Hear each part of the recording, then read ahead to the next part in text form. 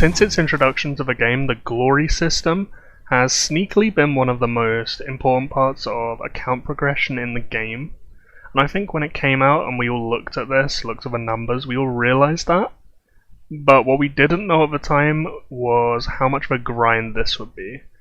Because it's been out for so long now, but unless you have been incredibly smart with how you've obtained honor banners, if you haven't spent money on them, it's practically impossible to have any building to level 10, let alone all of them. So whilst the buffs you get from them are very good, it's actually sneakily difficult to obtain them in their maximum effectiveness. So when it first came out, I actually leveled everything fairly evenly.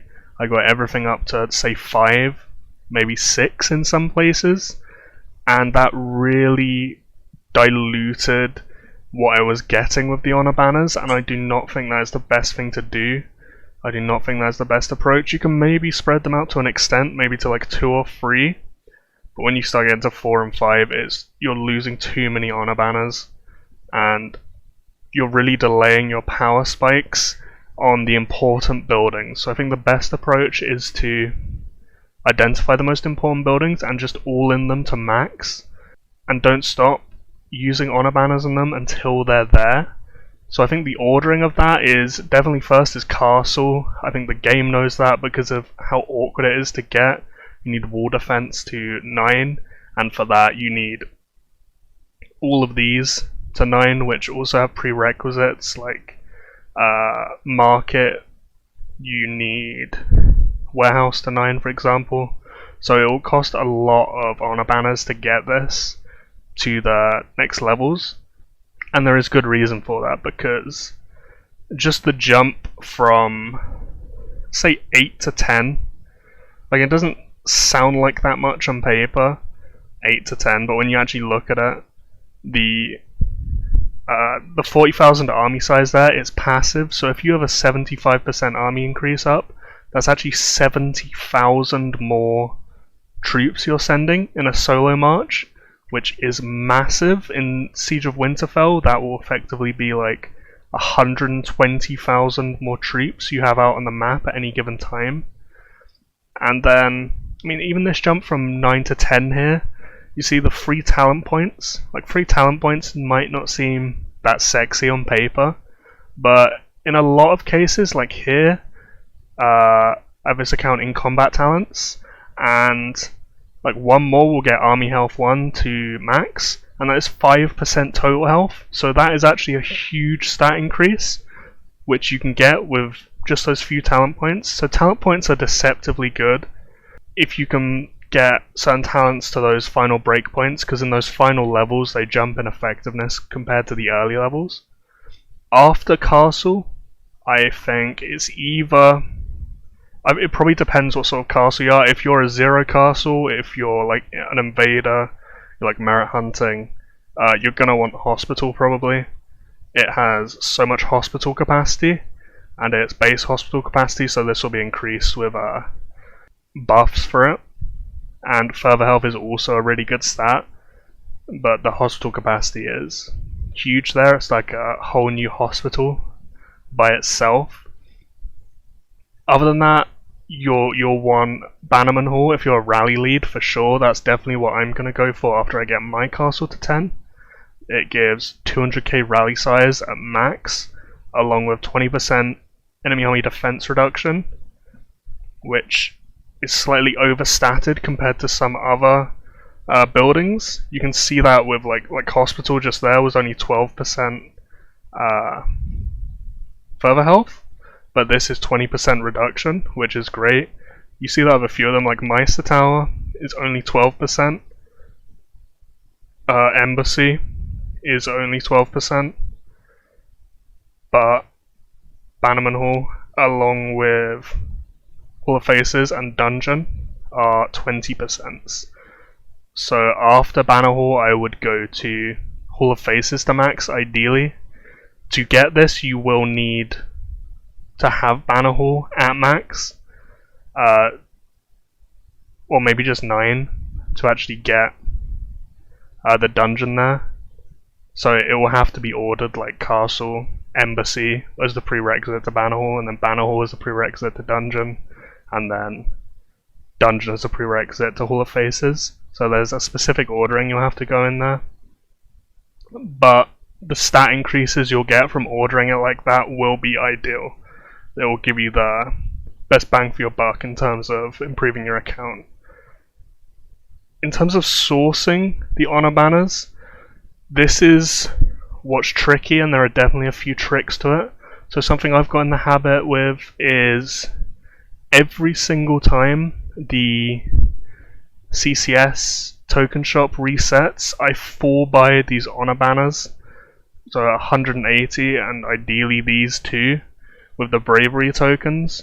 But just these alone, to full buy this, you will need, I think, 1.8 million tier 3 kills or 450,000 tier 4 kills. So over a month, if you have an alt or a few alts, you can realistically build that many tier 3s and then just go into CCS and kill them. And I would really advise doing that, because 180 honor banners a month will really add up. Ideally 200 a month, and it isn't that much of an investment if you just keep the troops ticking over on the alt, keep it bubbled, etc. Obviously, if you're a fighter, if you fight in KVK a lot, you can hopefully just have the honor banners, the battle tokens just sat there regardless, and you won't even need to do that. But if you're not much of a fighter, you can go that alt approach.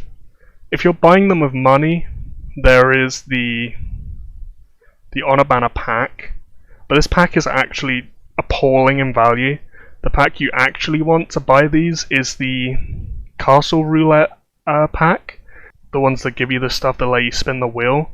Especially if you get them discounted, they give basically the same amount of honor banners per black diamond as this pack itself, but they also give you the benefit of the castle spins, obviously, and you can work towards your 1,000 stars to get the permanent skin of your choice, so you're doing 2 birds with 1 stone there. It's very high budget though, but it will be no matter which route you do if you're doing it with money. There's obviously Army of the Dead, the individual rewards just inside the match itself.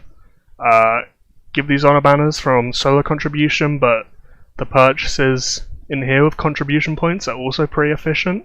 You get quite a lot from Army of the Dead actually. And then there is Return to Westeros. The honor banners here are actually very good value in my opinion. I think the 3 best things here to buy are this chest, the honor banners, and the motivation. And you can buy out motivation with just 3,000 points. So if you're doing this really intensely, you'll find yourself either choosing between these two or getting both of them after you buy the rare exterior chest. So for the equivalent of buying this chest, you could get 500 honor banners, which is a lot. If you are buying that of black diamonds, that's going to cost you hundreds of dollars unless you wait months and months and only buy with discounts. And then there's obviously the VIP store. You can get 5 a day for 2,000 diamonds. That's honestly kind of expensive for what you're getting. It's pretty bad in terms of value, but to an extent you just have to do what you gotta do. They're so hard to get. You have to settle with what you can actually get your hands on. I think the main 2 that you can really use to increase your income of these is Return to Westeros if possible. Like if you don't have any accounts that you could return for this one right now, even make some now and just let them despawn, or have some of your alts despawn.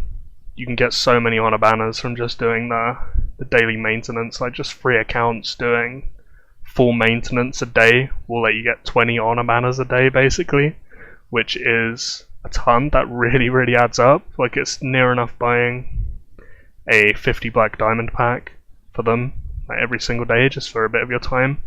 But the really good trick in my opinion is this token shop one. These are really cheap compared to the badges. Like 1.8 million tier 3s.